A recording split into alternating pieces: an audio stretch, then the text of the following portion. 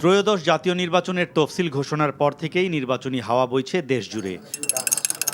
চায়ের দোকান থেকে রাজনীতির টেবিল, সব জায়গায় একই আলোচনা।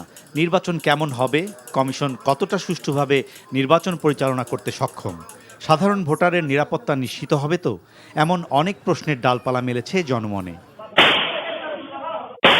এদিকে সম্প্রতি আলোচিত হত্যাকাণ্ডগুলো চিন্তার ভাঁজ ফেলেছে সাধারণ মানুষের কপালে। প্রার্থিতা ঘোষণার পর কয়েকজনের উপর প্রাণনাশের হামলার ঘটনা নির্বাচনী পরিবেশকে হুমকির মুখে ফেলেছে। শরীফ ওসমান হাদি হত্যাকাণ্ডের পরে আইনশৃঙ্খলা বাহিনী নড়েচড়ে বসলেও কয়েকদিনের ব্যবধানে ঘটেছে বিএনপি নেতাকে প্রকাশ্যে হত্যাকাণ্ডের ঘটনা। এমন অবস্থায় নির্বাচনী পরিবেশ নিশ্চিত করতে মাঠ পর্যায়ে কতটা কার্যকরী ভূমিকা রাখবে আইনশৃঙ্খলা বাহিনী?